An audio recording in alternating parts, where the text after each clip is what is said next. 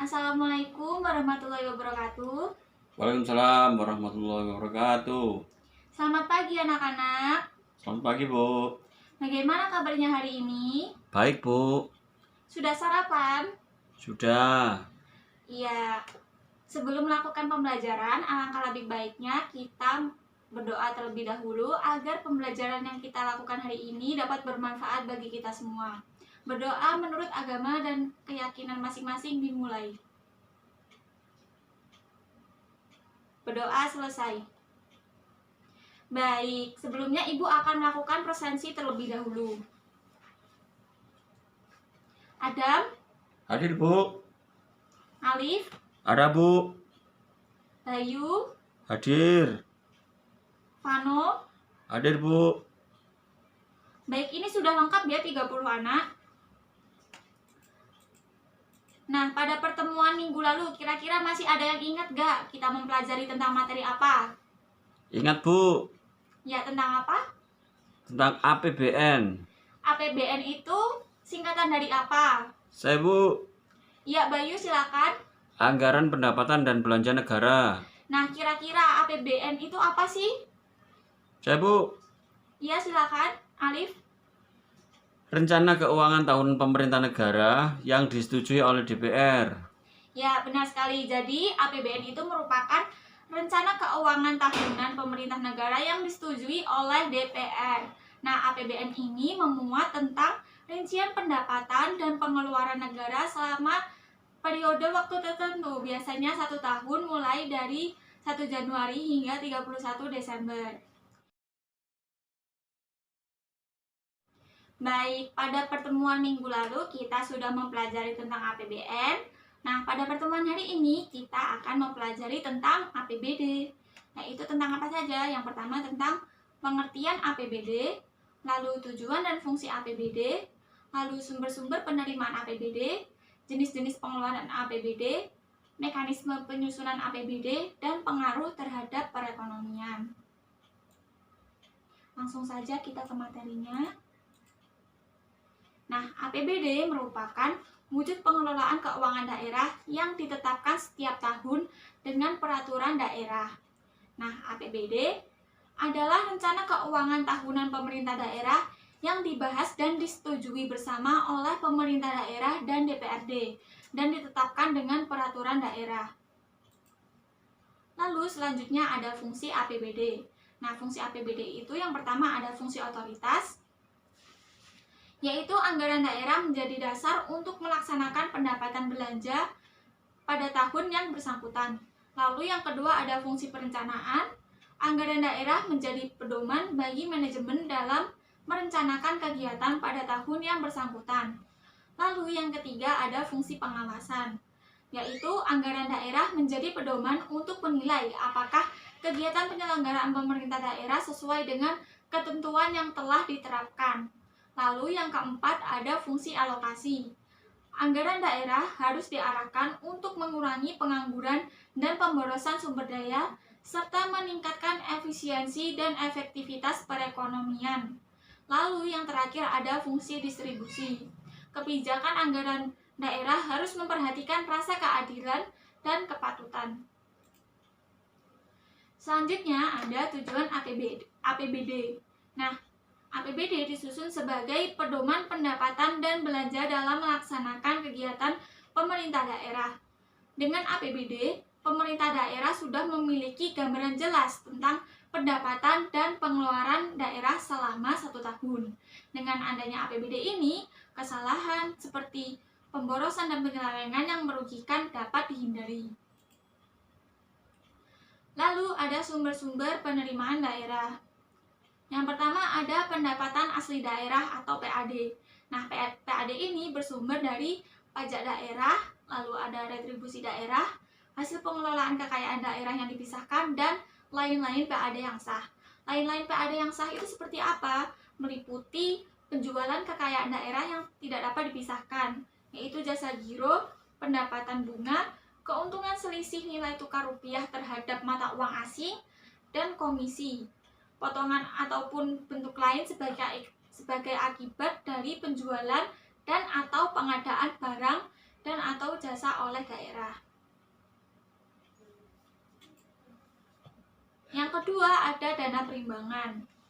Nah, dana perimbangan ini meliputi yang pertama ada dana bagi hasil, yaitu dana yang bersumber dari pajak dan sumber daya alam.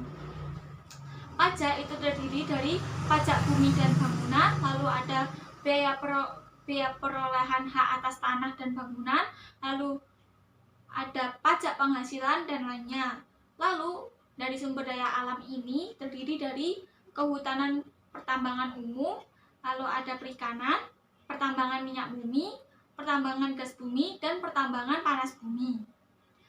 Yang kedua ada dana alokasi umum. Nah, dana alokasi umum ini adalah dana yang digunakan untuk mengurangi ketimpangan keuangan daerah melalui penerapan formula dengan mempertimbangkan kebutuhan dan potensi daerah. Nah, DAO ini untuk suatu daerah dialokasikan atas dasar celah fiskal dan alokasi dasar. Yang ketiga ada dana alokasi khusus.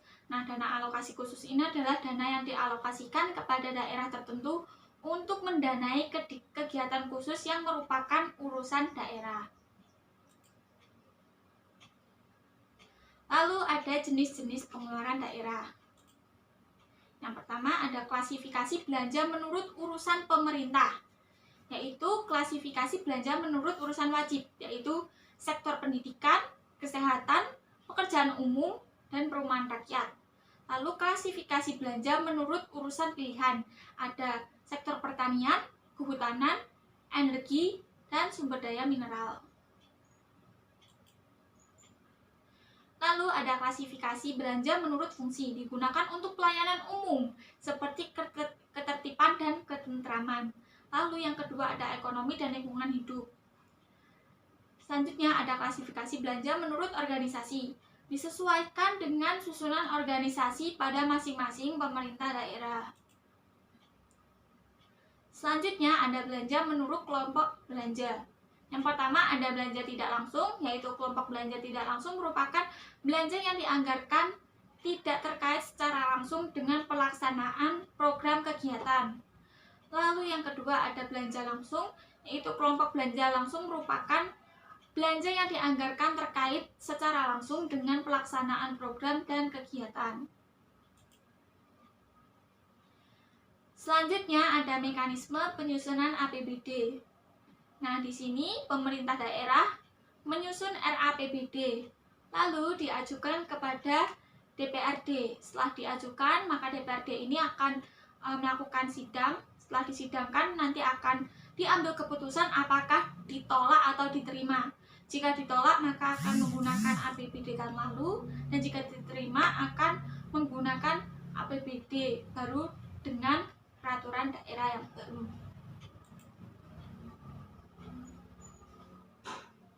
Lalu berikutnya ada pengaruh APBD pada perekonomian. Jika APBD telah dirancang sesuai dengan keadaan daerah yang bersangkutan, yaitu provinsi, kabupaten, atau kota, dan dilaksanakan dengan transparansi oleh aparatur pemerintah dalam pengawasan DPRD, maka APBD akan membantu dalam upaya mengurangi kemiskinan, memperluas kesempatan kerja, memungkinkan daerah itu untuk mengadakan investasi baru, dan untuk mensejahterakan kehidupan rakyat secara berkesinambungan. Baik, sampai di sini apakah ada yang ditanyakan anak-anak? Saya, Bu. Iya, Bayu, silakan. Apa contoh penggunaan dana alokasi khusus? Ya, baik ya. Jadi dana alokasi khusus itu merupakan dana yang bersumber dari APBN dan dialokasikan kepada daerah tertentu. Misalnya di sektor pendidikan. Contohnya untuk rehabilitasi gedung sekolah atau ruang kelas. Lalu untuk peningkatan mutu sekolah dengan penyediaan sarana dan prasarana seperti contohnya perpustakaan dan fasilitas pendidikan lainnya. Apakah bisa dipahami, Bayu? Sudah, Bu. Ya, baik. Apakah ada yang ditanyakan lagi anak-anak? Tidak ada, Bu. Baik, jika sudah cukup, di sini Ibu akan memberikan tugas diskusi kelompok. Yang pertama, buatlah kelompok yang terdiri 5-6 orang.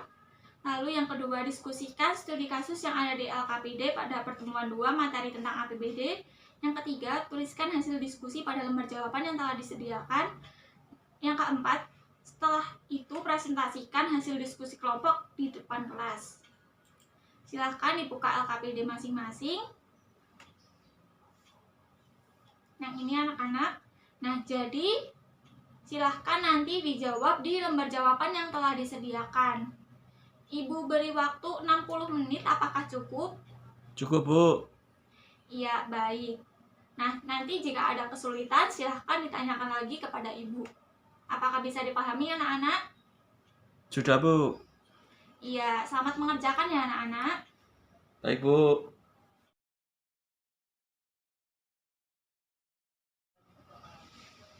Bu, izin bertanya.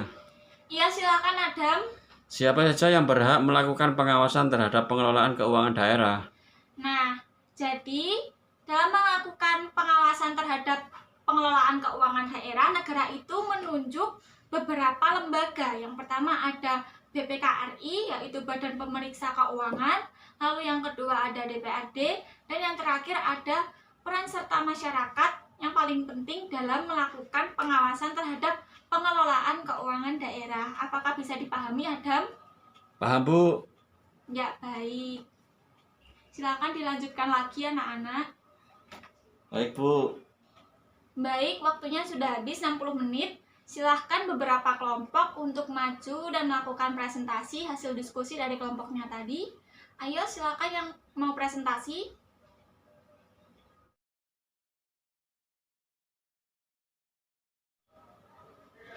Nah, dari beberapa kelompok tadi sudah ada yang berani maju, ada kelompok 1, kelompok 3, dan kelompok 5. Sangat bagus sekali, marilah kita berikan aplaus.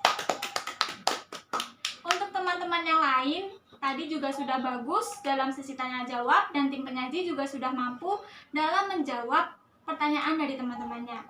Nah, di sini Ibu akan memberikan sedikit kesimpulan dari hasil diskusi tadi. Nah, APBD itu harus dilakukan terbuka, adil, jujur, dan objektif dalam relevansi terhadap masyarakat daerah. Hal ini dilakukan dengan harapan APBD dapat memberikan pengaruh terhadap perekonomian dalam berbagai bentuk, antara lain untuk membantu mengurangi kemiskinan, lalu memperluas kesempatan kerja, lalu membuka lapangan pekerjaan dan investasi baru, memeratakan pendapatan masyarakat, dan mensejahterakan masyarakat. Nah, ada beberapa dampak APBD dalam perekonomian nasional, antara lain salah satunya yaitu terjadi pembangunan di berbagai sektor. APBD merupakan pedoman bagi perekonomian daerah untuk meningkatkan perekonomian, yaitu pertumbuhan ekonomi dan pemerataan pendapatan. Lalu, beberapa kendala yang umumnya dihadapi daerah sehingga pelaksanaan belanja daerah tidak tepat waktu adalah yang pertama, penetapan perda APBD yang terlambat, menyebabkan terlambatnya pelaksanaan kegiatan. Lalu, yang kedua, terjadinya gagal lelang, sehingga Pemda harus mengulang proses lelangnya yang pada akhirnya menghambat penyerapan anggaran dan pencapaian output. Lalu yang terakhir, belum selesainya persiapan pelaksanaan kegiatan, misalnya pembebasan tanah. Nah, seperti itu anak-anak.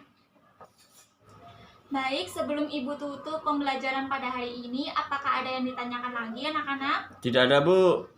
Baik, jika tidak ada, di sini Ibu akan menyampaikan sedikit kesimpulan tentang materi hari ini. Jadi, APBD adalah rencana keuangan tahunan pemerintah daerah yang dibahas dan disetujui bersama oleh pemerintah daerah dan DPRD. Nah, sumber-sumber pendapatan daerah yaitu yang pertama ada PAD, yaitu pendapatan asli daerah, meliputi pajak daerah, retribusi daerah, hasil pengelolaan kekayaan, dan lain-lain. Lalu yang kedua ada dana perimbangan, yaitu dana bagi hasil, dana alokasi umum, dan dana alokasi khusus. Dengan adanya APBD ini, kesalahan, pemborosan, dan penyelewengan dapat dihindari. Bisa dipahami anak-anak? Bisa, Bu. Ya, nampaknya waktunya juga sudah habis. Jangan lupa untuk jaga kesehatan dan jangan lupa untuk mempelajari materi untuk minggu depan agar kita sama-sama memiliki ilmu. Baik, Ibu tutup pembelajaran pada hari ini. Wassalamualaikum warahmatullahi wabarakatuh. Selamat pagi dan tetap semangat. Waalaikumsalam warahmatullahi wabarakatuh.